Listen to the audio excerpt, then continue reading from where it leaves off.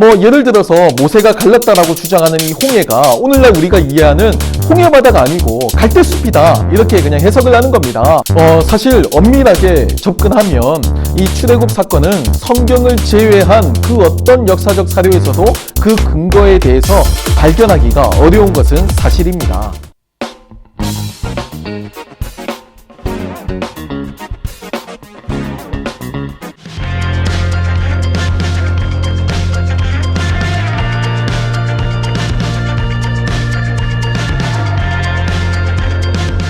안녕하세요, 물고기입니다. 오늘은 출애굽 사건에 대해서 한번 이야기해 보려고 하는데요.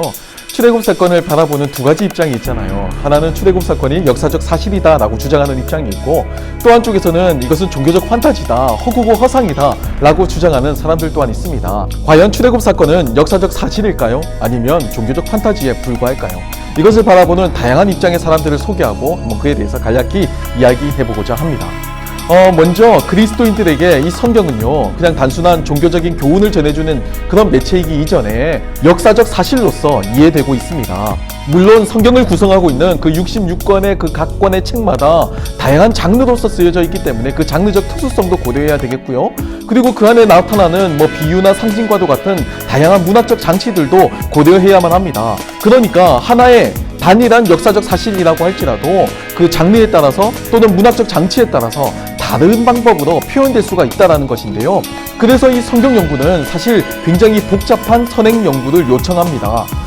단순하게 교리로서 축약된 내용만을 반복하길 원한다면 뭐 교의학이나 조직신학만 보면 되겠죠. 아니면 뭐 남이 뭐라고 하든 나는 오늘날 나에게 의미가 있는 그 주관적인 진리만을 쫓겠다, 교훈만을 따르겠다라고 한다면 그냥 나 혼자서 하는 그냥 큐티만으로도 충분할 것 같습니다. 하지만 이 성경은 신앙의 존재론적 근거이자 인식론적, 궁극적 권위를 가지기 때문에 굉장히 어렵게 제가 설명을 했죠. 뭐 주관적인 이해를 넘어서서 보편 타당한 객관적인 사실의 동의를 요청할 때가 많이 있습니다. 그러니까 쉽게 말해서 이 성경의 내용이 뭐 판타지나 허구가 아니고 역사적 사실이기 때문에, 그렇기 때문에 신뢰할 만하다라고 보는 입장인 건데요. 뭐 사실 신앙인에 따라서 꼭 외부의 객관적인 동의, 평가, 인정이 없어도 나름의 신앙의 자리가 있다라고 보는 입장도 있고요. 아니면 또 어떤 이들은 이 문제가, 이 신앙의 역사적 사실에 대한 이 문제가 신앙의 존재 유무와도 직결되어 있는 굉장히 중요한 핵심적인 문제다라고 이해하는 입장도 있습니다. 그래서 기독교 신앙의 이 살고 죽는 문제가 이 성경의 역사성을 보존하고 지키는 것에 있다라고 보는 입장도 있죠. 뭐 창조과학이나 고고학이나 역사학 뭐 이런 곳에서도 일부 이런 움직임이 발견되기도 합니다. 결론적으로 저는 성경이 객관적인 진리이자 역사적 사실이라고 믿습니다. 뭐 나름대로 근거가 있죠, 저도. 하지만 이 근거가 모든 사람들에게도 보편 타당할지는 의문입니다. 왜냐하면 제가 가지고 있는 이 각기 존재하는 근거에 대한 신뢰도도 저마다 사람들에 따라서 그 근거를 어떻게 이해하느냐에 따라서 그 신뢰도 또한 다를 테니까요. 그래서 일반화시켜서 뭐 보편 타당한 방법을 가지고 학문적 체계를 갖추는 데에는 한계점이 있다라고 저는 봅니다. 하지만 그럼에도 이러한 시도가 무의미하지 않고 의미가 있는 이유는 모든 사람을 만족시킬 수는 없겠지만, 그럼에도 신앙의 내적인 고민을 가지고 있었던 사람들에게나 아니면 나름대로 객관적인 근거를 찾아보려고 시도했던 사람들에게는 이러한 내용들이, 이러한 연구의 결과물들이 나름의 의미를 가지기 때문인데요. 오늘 다루게 될 이 출애굽에 대한 내용도 마찬가지입니다. 출애굽이라고 하는 이 사건은요, 표면적으로만 보면 이스라엘이라고 하는 이 피지배 계층이 애굽이라고 하는 이 지배 계층의 압제에서 벗어난다라고 하는 장대한 사건을 담고 있습니다. 아주 장대한 구원의 드라마죠.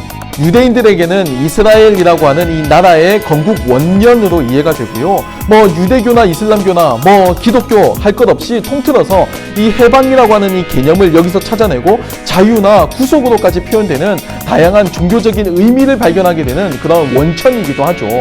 쉽게 말해서 이 출애굽 사건은 뭐 종교적 모티브를 넘어서서 역사적이거나 사회학적이거나 심지어는 철학적으로도 이 세상에 이미 많은 영향을 미쳤다라는 것입니다. 그래서 이 출애굽 사건에 대한 역사성도 그만큼 많은 사람들의 관심을 불러 모았죠. 먼저 출애굽 사건 그 자체에 대해서 한번 살펴보겠습니다.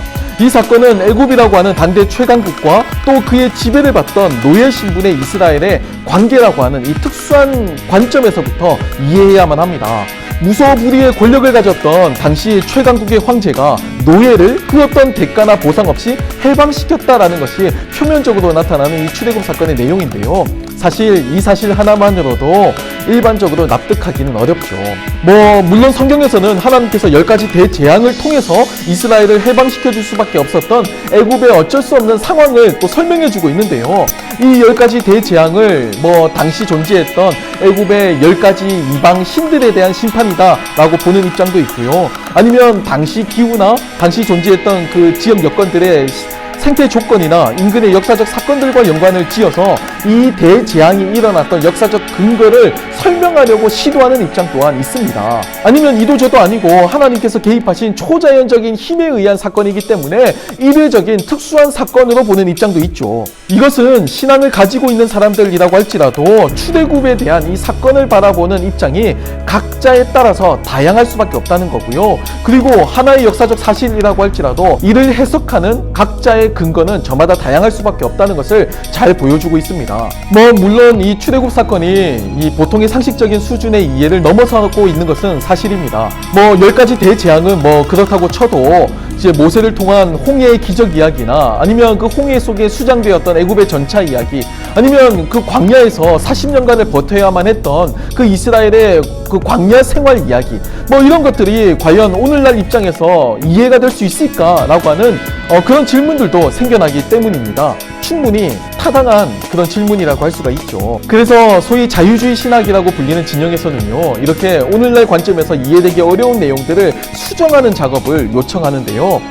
예를 들어서 모세가 갈랐다라고 주장하는 이 홍해가 오늘날 우리가 이해하는 홍해바다가 아니고 갈대숲이다, 이렇게 그냥 해석을 하는 겁니다. 홍해라고 기록되어 있는 이 히브리어 단어가 70인역으로 번역되는 그 과정 속에서 갈대숲이 홍해로 바뀌었다라고 주장하는 건데요. 히브리어 원어를 여기서 다 자세하게 다루지는 않겠지만 그 나름대로의 근거는 있습니다. 하지만 정말로 이 홍해가 갈대숲이었다라고 한다면 성경 그 자체에서 이미 모순이 발생한 셈입니다. 왜냐하면 성경에서는 이 출애굽 사건을 하나님의 엄청난 기적이고 하나님의 큰일로 해석하고 있거든요. 그리고 무엇보다도 출애굽을 가른 그 사건 속에서 이스라엘 사람들이 감격을 누리고 해방을 경험했단 말이에요. 그리고 애굽의 전차가 홍해에 수장되었는데 이것을 갈대숲이라고 해석을 하게 되면 이 모든 내용들이 사실 오히려 더 이해가 되지 않게 됩니다. 사실 엄밀하게 접근하면 이 출애굽 사건은 성경을 제외한 그 어떤 역사적 사료에서도 그 근거에 대해서 발견하기가 어려운 것은 사실입니다. 애굽의 역사 속에서도 유독 이 출애굽 사건과 관련한 내용만큼은 발견하기 어려운 것이 사실인데요. 그래서 어떤 분들은 이것이 출애굽 사건이 허구라고 하는 것을 증명해주는 내용이다라고 주장하기도 합니다. 그런데요, 한번 생각해 봅시다. 만약에 내가 당시 세계 최강국이었던 이 애굽의 수장, 황제였다라고 한다면, 이 출애굽 사건이 실제적으로 일어났다라고 한다면 굳이 이 사건을 역사책에 기록할 필요성을 느낄 수 있었을까요? 당시는 고대적인 신화적인 세계관이었잖아요. 애굽이라고 하는 이 세상에서는 파라오가 신의 현현으로 여겨졌습니다. 신의 질서 속에서 이미 정기적인 나일강의 범람과 그에 따른 여러 가지 수확과 혜택을 통해서 안정적인 주기적인 세계관을 이미 구축해 있는 사회였어요. 근데 그 사회에 균열이 가게 된 겁니다. 이스라엘을 그냥 아무런 대가 없이 보내준 것 자체가 애굽의 수장이었던 황제에게는 엄청난 타격이었고 엄청난 수치였다는 거예요. 굳이 수치스럽고 모욕적인 사건을 기록할 이유가 있었느냐라는 겁니다. 출애굽에 대한 다른 역사적 사료는 발견할 수 없지만 그럼에도 우리가 잊고 있었던 한 가지, 성경도 역사적 사료예요. 성경도 고대 문서입니다. 이 고대 문서 속에서 출애굽은 엄연한 역사적 사실로 기록되어 있죠. 만약에 이 출애굽 사건이 종교적 판타지나 허구에 불과했다면 오랜 역사 속에서 이 출애굽 사건에 대한 의미가 퇴색되지 않았을까요? 어찌되었든 간에 이 출애굽 사건에 대한 객관적 사료가 없다라는 것은 아쉽긴 하지만요.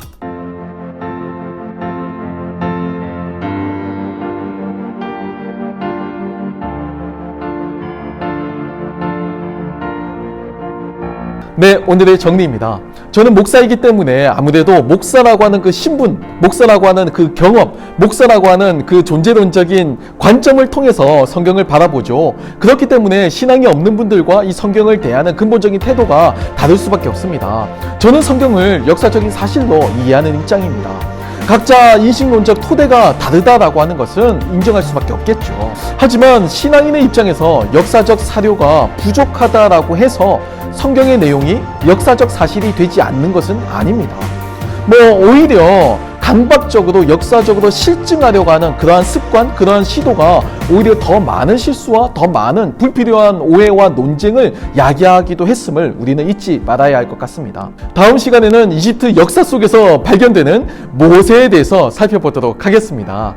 그러면 지금까지 시청해 주셔서 감사합니다.